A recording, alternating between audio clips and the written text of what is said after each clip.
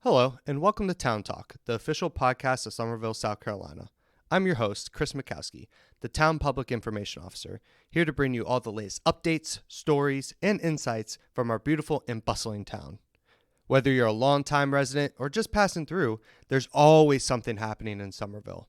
From the sweet scent of azaleas blooming in the spring to the echoes of history resonating through our charming streets, Summerville is more than just a town. It's a community bonded by a rich heritage and a promising future. In each episode of Town Talk, we'll explore various topics that matter to you, featuring interviews with local leaders, entrepreneurs, and everyday citizens making a difference. You'll hear about upcoming events, town initiatives, and maybe discover a hidden gem or two along the way. So grab a cup of coffee or sweet tea, settle in, and join us as we delve into what makes Summerville the flower town in the Pines, a place we're all proud to call home. Let's get this conversation started.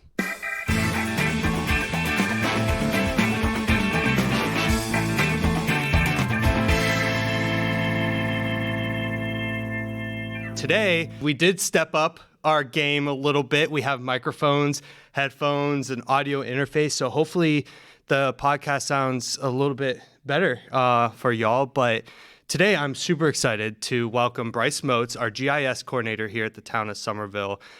He has been a highly recommended and asked for guest because GIS is a newer type of realm, and especially in the municipality world. So Bryce, welcome to the show. Thanks for having me. I'm super excited to have a conversation with you and to just talk a little bit more about GIS and the stuff behind it. So cool. Let's start. Before we dig in, I just want myself and the community to learn a little bit more about you and what brought you to the town of Summerville. Yeah, so I was previously working at Charleston County, and I was, the GIS technician there. And so this opportunity came up about a year ago almost. So wanted to work over here at Summerville. Wanted to get more hands-on with some stuff. Yeah. And, as I'm sure we'll go into it, GIS goes all over the place as far as department-wise. Yeah. And all that stuff. So you were with Charleston County? Yep, I was with Charleston County. I was mostly just in charge of addressing. And so... What's addressing? So what we were doing with addressing is, somebody comes in, hey, I have a subdivision, or, I need to apply for a permit, or, whatever it is. I go in there and I'm correctly addressing all these parcels, all these houses throughout Charleston County to make sure they kind of fit in range. And that they kind of work with like 911 systems and make sure everything like that's all good. So wow, that's a lot, So yeah, did this require education? If so, where'd you go to school? So with GIS is kind of a funny story. So I got my undergrad at Wofford College. Okay. And I majored in environmental and sustainable studies. And so with that, I realized I could have used GIS a lot more. I just didn't know about it. So my thesis project for at Wofford was trying to get a golf course to be more environmentally friendly. Yeah. And so like one of the things was, so I had to like kind of map out, what part is a golf course, what part is like the natural part of the golf course. And so I was just doing this off of Google Earth. Really? Which, knowing what I know now, GIS could have made that project like, five times easier. Yeah. Like it would have made it a lot easier. So with all that, decided to go to graduate school at College of Charleston. Local, nice. Yes, try to be. Nice. And so, what year did you graduate? So I graduated. When did I? Winter of 2021. Nice. So I started back in fall of 2019 at College of Charleston, environmental and sustainable studies there. And really kind of what started is I just saw people doing really cool projects with GIS. Yeah. And the people down at College of Charleston, the people that do GIS at College of Charleston, they're legit. And they have their hands in everything, statewide, with all sorts of cool little projects. And I was like, I want to get into this. So, nice. But yeah. piqued your interest. Yeah, definitely. Nice. Definitely. So I know we're saying GIS a lot, and so let's talk Yeah. about it. What is GIS? What does it stand for? And then what is, in a nutshell, if you can just make it as broad as possible, what is GIS? Yeah, so it's tough, but I'm going to try. So GIS stands for Geographic Information Systems. Okay. And it's a product created by Esri. This is the company that basically we work with, and they provide us with our GIS materials and stuff like that. But really, in a very simple term, it sort of takes all your Excel spreadsheets that you've had, how your data that you have with addresses or whatever, Latin long, it takes all those Excel spreadsheets and puts it on a map. So you can kind of, make better analysis and try to find things better than just looking at an Excel spreadsheet. So there's a bunch of data that we can go through. We can go create surveys. I can, look at satellite imagery and create data from that. Even, various other things with that stuff, including flooding. So that's kind of the whole reason why I got started in the GIS was with flooding. So. Really? Okay. Now, I know we'll dig into that in a second, more of the data and the different techniques that GIS helps with the town with. But you said you've been here close to a year. How's your experience been? I mean, when you came in and kind of took over the GIS realm for the town, how's that transition been? It's been really great. Technically, I'm a part of the planning department. Yeah. But really, I can be spread across all the departments, and I really appreciate, Jesse and everybody else down there at the planning department to kind of let me kind of just spread my wings and see what else can help out, because really, GIS it can be done. It can be worked with anything, from engineering, stormwater, police departments, fire departments, planning, you name it. Yeah. We could probably fit GIS into something. For sure. I know Bryce and I have worked together already from the PIO perspective in the Public Information Office, figuring out how we can use GIS to enhance some of our communications and provide more valuable information for our community via different avenues. But no, that's really cool, and it is a great team. I'll say downstairs because they are downstairs compared to where my office is, but it's a great team down there, and it's some of the most well-educated, smartest people I've ever met, and all in one little area. It's impressive. It really is. We try our best. And you talked about kind of how you started in GIS and your history there, but was in this whole process, was there like a mentor that helped you through to get to where you are today? Yeah. So if you know GIS in Charleston County, Dr. Norm Levine. Okay. He's one of the professors down at College of Charleston. I'd like to call myself a Norm Levine disciple, because every time we go to meetings or anything like that, he has all of us raise our hands and be like, who graduated from College of Charleston in GIS? And pretty much everybody raises their hand. He's like, see, so he's been really helpful with everything. He's kind of on the research side of, GIS. So GIS, what was cool to see was that, like, GIS can be really used for research and stuff like that. And you really showed me, all the different sort of, data that's out there, what we can do with it, what's missing, what's not missing. Yeah. All sorts of flooding stuff. Another big person that really helped me in College of Charleston was working for the Kiowa Conservancy. Okay. They're a land trust down at Kiowa Island. So what they do is they try to preserve and protect land down there. And my boss, Lee Bundrick, really got me thinking about stuff spatially and how things, on one end of the island could affect things on the other end of the island. Yeah. And so there's a cause and effect to things. Things aren't just in a bubble. Yeah. So it's good to, have those, that idea, that thought process when it comes to GIS, because it's easy to be like, oh, Summerville, I'm only going to worry about Summerville. Yeah. But as we all know, it affects everything else around the surrounding it. areas. Yeah, and it's funny. If any of you don't know, I spent some time in Kiowa before I came here. I was the communications manager for the town, and it's a different world down there. And they spend a lot of resources on their environment, and I know they were enhancing their GIS specifically for the environment. So that is one cool way that it's being used. Plus, I got to just be out in nature for pretty much the whole time I was working there, so that was pretty awesome too. Yeah, that's a cool experience. It kind of opens your eyes a little bit to different avenues. But speaking about what GIS can do, let's bring it home. Summerville. What you talked about flooding. Let's start there. How do you use GIS for flooding in particularly? So I guess in Summerville's case right now, and we'll talk about this a little bit later, but figuring out some of these elevations that are going on in Summerville and figuring out, where's water flowing, where's it going, where's it going to be ending up to, where's it starting? Yeah. And one of the big things is just trying to learn where flooding has happened in Summerville and what's the cause of it.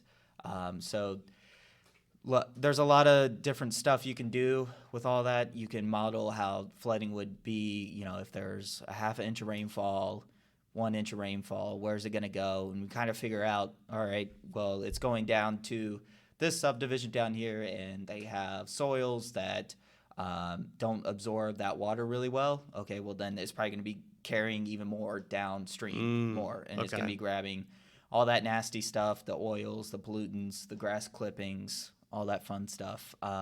So really just trying to have Summerville as a whole and not just one specific little job site or, whatever's going on. Just trying to understand how everything is moving around in there. So that's so unique. So you could be used as like almost as like your data and your research and work that you do could be used as almost like a warning to a subdivision saying, hey, you're prone to flooding here. If they don't already know it already, then we have the data and research to show you that, right? And I know FEMA does a good job of showing like, hey, you're in a flood zone and stuff like that. But I think it's really crucial that people that actually work and live in Summerville like understand how this land is moving and growing and changing, so that we can, hopefully offer the best solutions for everybody and try to, prevent as much flooding as we can. Yeah.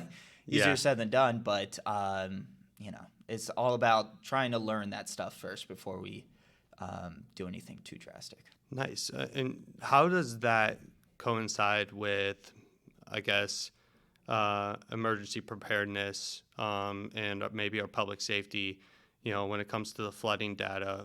For example, like if a storm comes through, how does that help in that situation? I mean, it's just in a good way, they kind of know where those problem areas are going to be. Yeah.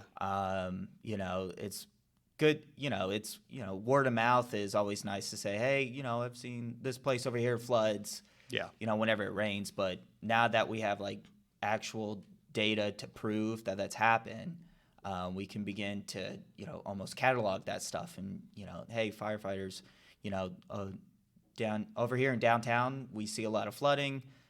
We've had a lot of complaints about it. Okay, we see that a hurricane's coming in the next week or, however so, maybe we start preparing that area a little bit sooner than before or, keep our eye on that area over there as well. Okay. And just kind of, having a proactive approach to things. It's building knowledge, right? Yeah. It's building your knowledge in case of an emergency. Yeah. And then Yeah. There's power in knowing. Yes. And I I learned that from one of my mentors. And so, we talked a little bit about flooding, but another big topic that I think is relevant for Summerville is trees. Yeah. How does GIS work with trees? Are you searching tree coverage? Are you looking at places where to plant trees? How does that all work? So the tree stuff is actually really interesting as well because we can kind of start calculating tree cover. and using, I think I mentioned the satellite imagery and stuff like that, that it's available to us, we can start quantifying, loss or gain of tree cover throughout the town of Summerville. I know we've worked with a couple of people to start quantifying that, and they've kind of let us take the reins over on that stuff. And so I'm going to try to continue to essentially just categorize and collect that data to, have us be able to show change in areas and find areas where we need to plant more trees. Yeah. And another cool thing over the summer was that me and another intern, we went out to all these parks, and it was suggested that we tried to inventory all of our trees. And so super easy on GIS. I had my intern go out there, essentially just walk around the parks and go, oh, that's a live oak, or, oh, this is that tree, and geolocate where those trees are. And so one of the cool things is then you can put that on another web-based app. And so you can filter and be like, hey, I'm in Azalea Park. I wonder how many willow trees are right here. And it can filter it, and then you can essentially walk to that tree, touch it, and be like, okay, there's that willow tree right there. That's cool. Yeah. That's actually really cool. So that it's really just again becoming more knowledgeable of our surrounding area and the aspects that build up Summerville from ground up, Yep. right? Outside of the environment and nature, when it comes to flooding and trees, how does GIS help with? I guess there's two. This is a 2-in-1 question. I'm curious about public safety. Yep. And then I'm also curious about how it helps just with development. Yeah. So GIS, again, going back to working with Charleston County, I only knew GIS through researching and using it to research stuff. Whereas working at the county, I got a more practical taste of that and how GIS is actually used as a tool to just manage data and stuff. And so working with those addressing and stuff like that, making sure those addresses are correct.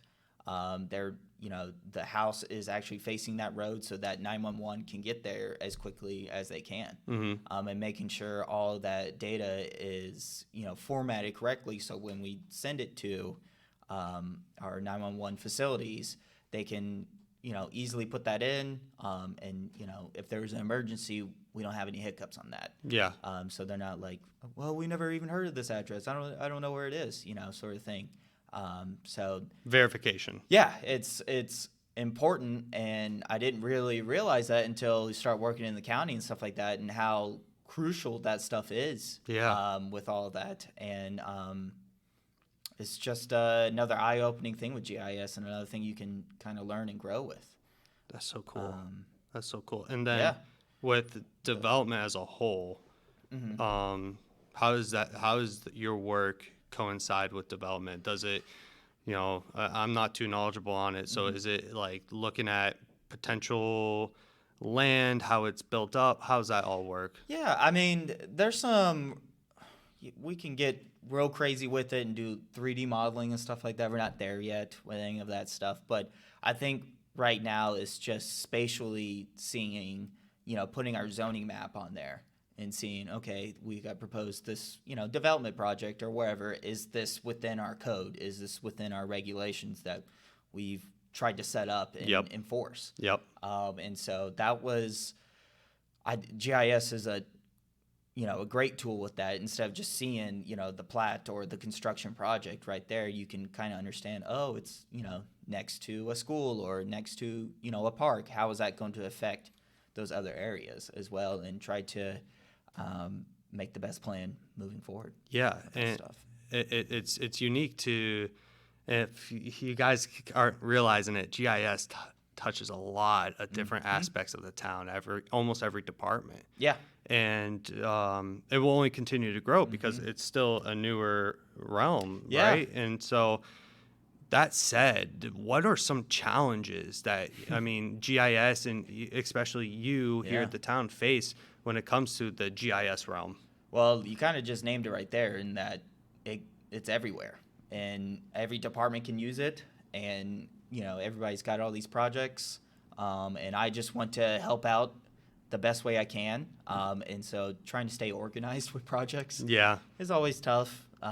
There's good days and bad days with that, and really just trying to get more people at the town of Summerville comfortable with using GIS, because eventually one day I would like for people to be creating their own maps and working with their own data and understanding that stuff, because truly GIS can be very simple and very easy to use, and I know a couple employees are using it right now, just to see and understand and know where things are at with that stuff. So that's another challenge, is just trying to get more people at the town of Summerville comfortable with GIS, and I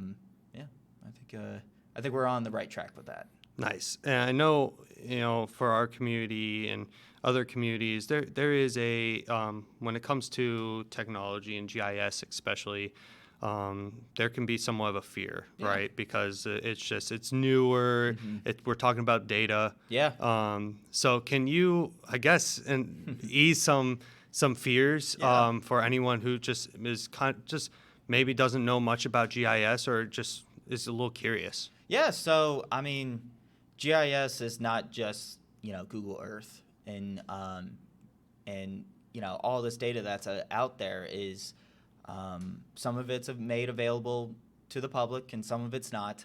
I know all the stuff that we work on is kept in-house. It's secure, and we have, we're not trying to, push too much in code enforcement and stuff like that. We just, I just want to learn more about Summerville and learn where I can help out and help out the residents of Summerville, and we're not trying to do anything too crazy. And I know data and, those are topics of discussion and, as far as security and stuff like that. But here at Summerville, we got a small little operation, and we're keeping everything nice and safe and secure, and and especially through our IT department and their processes that they have. But I don't want to speak for you, but I'm sure that if anyone has any questions or concerns, you'd be happy to, of course, call or have an email chat with them. Right? Yeah, I love talking to people about GIS, especially anybody that's new and wants to learn more about it. It's not just Google Maps; it's a whole lot more. And I love when I first started here, talking to other employees and being like, we can do a survey, we can make a survey, we can make all these sorts of presentations. I can, take this data and merge it with this, and we can run statistics on it, and the sky's the limit with all that stuff. Yeah, and to turn the page a little bit on that, but it kind of coincides with what we were just talking about. Is I just published your new site, GIS site. Our new website's coming up relatively soon. It's coming out relatively soon, but I know Bryce has been working on his own page, and it has our theme and our design feel, but it is built off of his GIS side of work. So can you talk a little bit about your GIS page? It's brand new, and some of the different, it's really cool, by the way, but some of the different things you can do when you go to the page. Yeah, so really what that page is, the previous one, it was just, look up your property, look up your, where you live in the council district, where the development projects and stuff like that. But really, this page is all about, we're looking at Parks and Rec, we're looking at EMD, we're looking at planning, public works, and just looking at it through like a GIS lens. And so I have a couple of story maps showing and talking about, our parks, or like we talked about with the web app, where people can go on there, say I'm in Azalea Park, I want to know what trees are around Azalea Park. Boom, it's right there. There's information about zoning stuff as well. There's pictures, there's videos, there's just about Summerville. So really just looking at GIS and looking at Summerville through GIS and seeing and just kind of giving a little backstory of that stuff, because I think I've lived in Charleston for 3 years, but I really didn't know that Summerville is a part of 3 counties, and that makes things tricky with that. And also, there's fun stuff with census data, Yeah. and looking through all that stuff and kind of showing, here's the DNA of Summerville. Yeah. So there's just a bunch of fun, cool stuff. There's surveys out there that you can fill out, and it's going to keep on growing and For sure. changing, and yeah, it's pretty cool. Especially as you keep growing in your role and keep learning and because you're still a year in. It's not new, but it's still fresh, right? And so you're going to continue learning, especially about Summerville. But I do recommend, if you go to the homepage, you go to government departments, and then you'll find the GIS page. Go ahead and give it a click. It is a fantastic page. It's got a lot of cool, like you said, story maps, which is like an internal page / presentation feel to it. It's really cool. I completely recommend you going and checking it out. I'll link it in the bio of this episode. But one thing I want to touch base before we wrap up is you and I started the drone program here at the Town of Summerville, and we'll put time into a different episode to talk about the drone program, the things that it's going to be doing and helping with the town. But in a nutshell, the Town of Summerville, what was it, about a month ago, we started we had a ribbon cutting for the drone program, which in a nutshell it is providing more transparency to the use of drones through the Town of Summerville, but also allowing employees to be trained and certified through the FAA to fly. So basically, I've had my license for a few years, but Bryce is on his way up. I know he's close to finishing. And so if you have any questions about the drone program, go to the website. There is a drone program page, has a bunch of information there, or you can reach out to me. I'm happy to talk to you about it. But for the sake of time, I just want to talk about your journey on becoming a drone pilot, and 2, how are drones going to help GIS specifically? Yeah. So I really didn't think drones were on the table until you came over and you were like, we can fly drones. Let's figure this out. And I was like, okay. That's pretty cool. Let's do it. I'm all here for it. I would love to. I was, thinking beforehand. I was like, drones. That would be another tool in the toolbox of GIS, at least. And so, with drones, there's just, as if the sky wasn't already the limit. We've already taken it past there. And so one of the cool things that we're going to do, once I get certified and everything, is we're going to start trying to catalog parking spots. And so Esri, the company that works with GIS and provides GIS, they provide us with models that we can use to kind of detect where parking spots are. And so instead of looking over downtown Summerville and drawing squares around these parking spots, I can take that drone, fly it over those areas, and run it through a model, and boom, we already have all that. We know where all the parking spots are, and I can categorize it as private, public, and so we can start thinking about, hey, where's these, where do we need to park more, or where's there's parking spots that aren't used too much, or can be used somewhere else. And that's going to save a ton of time and money, right? Yeah. And definitely. And then you don't have to wait for satellite imagery to come in, and which takes a while. Yeah, and that's a big thing with drones is that I know I discussed a little bit at the ribbon cutting ceremony, but we get aerial imagery once a year, and with the drones, we can get aerial imagery anytime you want. Anytime. Yeah. Which is really helpful, especially with just even like tree cover. You get a snapshot of it when it looks in January when there's not that many trees, or leaves on these trees, where versus in May when everything's blooming, and kind of see is there a change, what happened here, sort of thing. So drones, it's exciting, it's fun, and really pumped to get that stuff going. It's going to enhance a ton of different departments, especially yours. I'm really excited to see.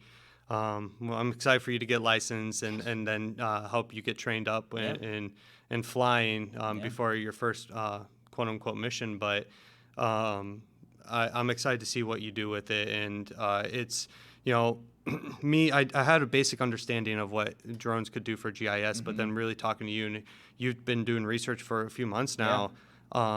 Just kind of how it's going to help, and it's great. Obviously the public safety side of it is pretty self-explanatory on how it helps, and for me, the majority of the time I use drones now is really just to capture an event or something to get content for our website.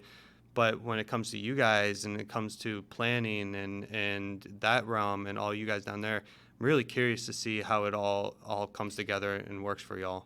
And almost every municipality nowadays has a drone or a few drones, but the purpose of this, and I know you and I have been working hard at this together, is to really just provide transparency for the community. And online on the site, you'll see every flight that we take, who the pilot is, how long it took, the date, and the mission objective. Of course. And providing all that information, the drones that we use, and then also just kind of our guidelines that we follow as pilots. Definitely. Which we follow Part 107, the FAA guidelines, to a T, because that's very strict with all that. That's stuff. what our certification's in.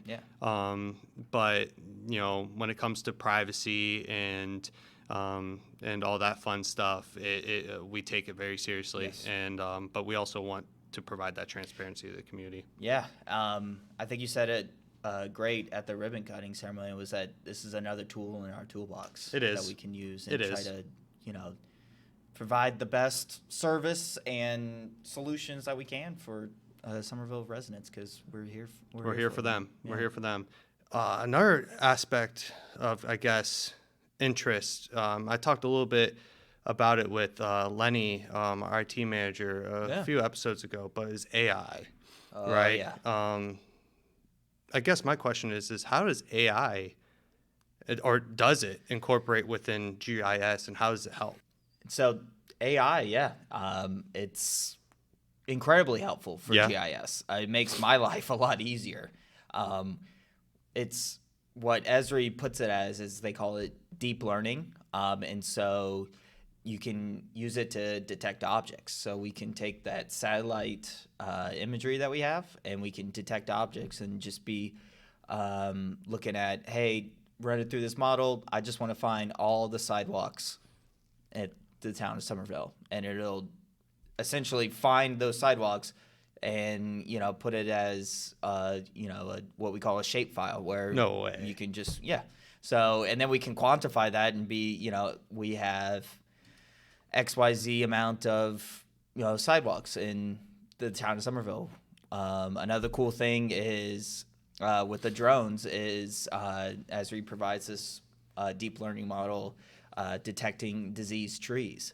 Oh, wow. Yeah. So we can fly that drone out, put it in the model, and then, it'll be able to kind of find where those diseased trees are. And the great thing about this is we can kind of tailor it towards Summerville. So we're essentially teaching the model to be like, all right, this wasn't a diseased tree, but this is, and you missed it. Let's run it back again.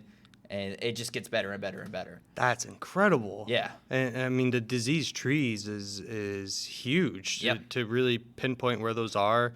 And, that really is a huge advantage to our environment. And so, when I was at Charleston County, we were using some of the deep learning stuff to collect building footprints and just kind of know, our footprint on Charleston County, where are these buildings and stuff. And so it's always good to have that information. And, we were using a consultant for that.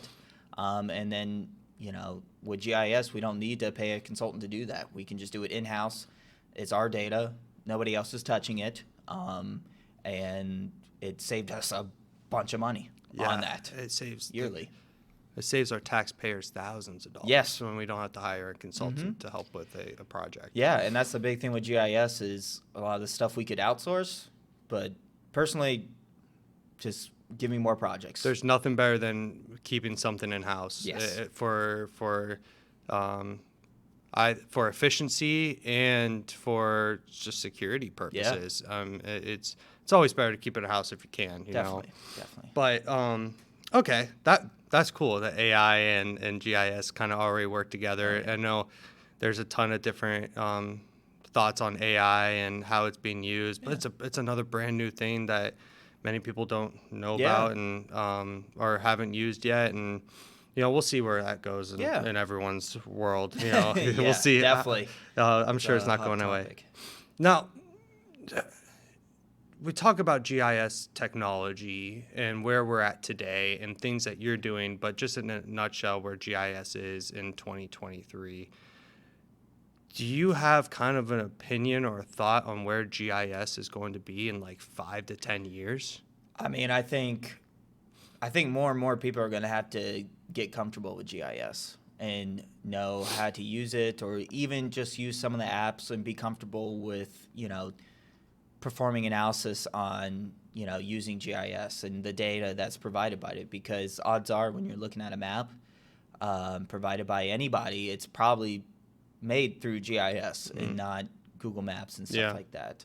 And so I think, GIS is just going to keep exploding more and more. And as people learn more about it, they're, everybody's going to, I want a piece of that. Or how can this help me?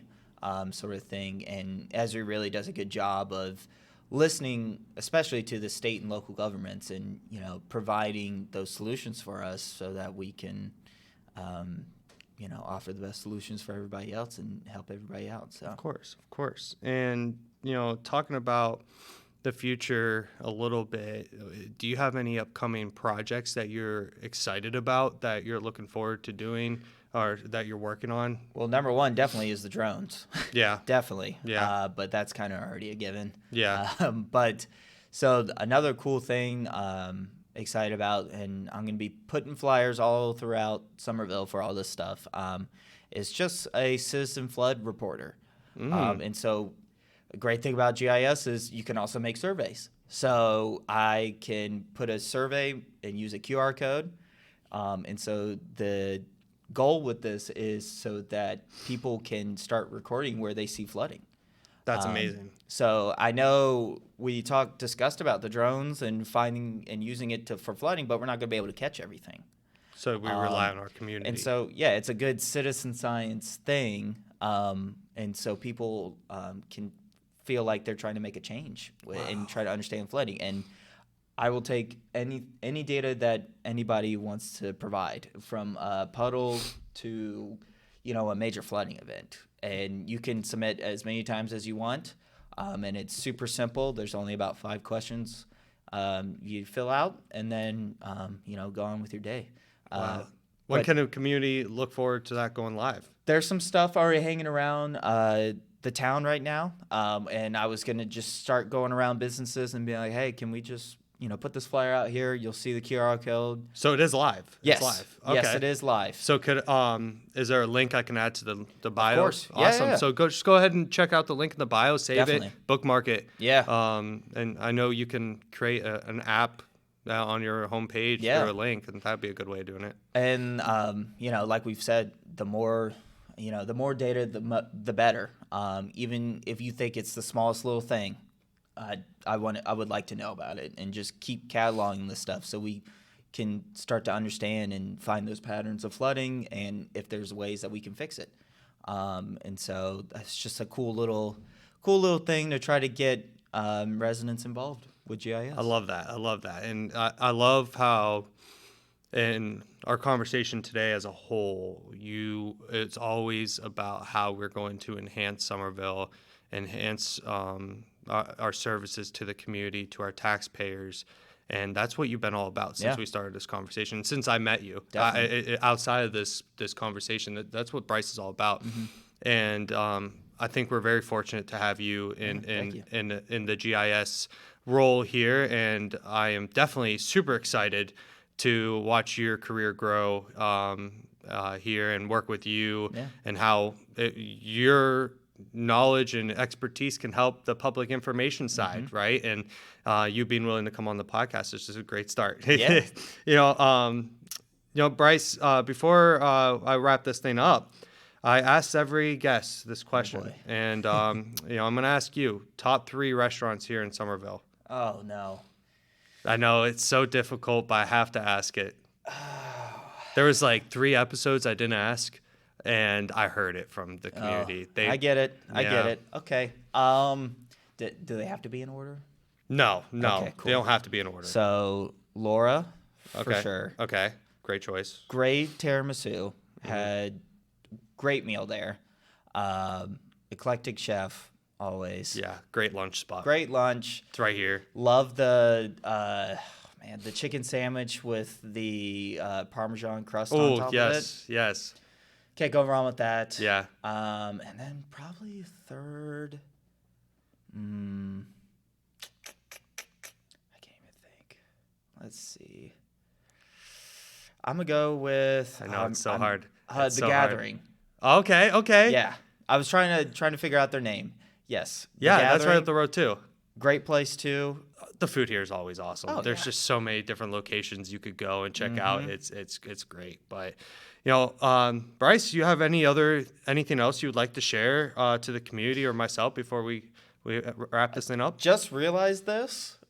GIS Day is November 14th. November 14th. Okay. So we're gonna pump some stuff out. Get some people involved with all that stuff. Start brainstorming what we can do with all that. Because last year GIS Day was the first day I started at Town of Summerville. Oh yeah, there you weren't. So I wasn't prepared, but this time I'll be prepared. Awesome. Well, I'm looking forward to celebrating GIS Day with you and the rest of the team. And just real quick, is there any other resources that the community can use to just become more educated and knowledgeable about GIS? So as we're going to link it in the podcast, my GIS website that's coming out, and all that stuff you can get familiar with. If you want to know more about GIS, feel free to search Esri. They provide a bunch of blog posts and things about that, about all the research they're doing. And I'll link that too. Yeah, and and just all these other agencies out there like NOAA. NOAA uses GIS all the time, and their sea level rise viewer is made through GIS. And so just any nature conservancy areas and things like that, they're going to use GIS. And at least when you look at those maps, you'll be like, okay, well, I get it.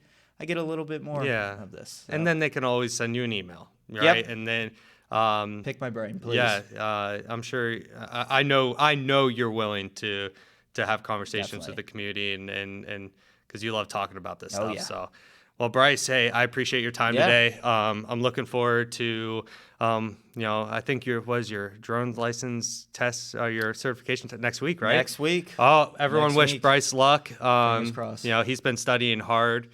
I'm looking forward to keeping this going. I hope the audio was enhanced. I'm sure it was.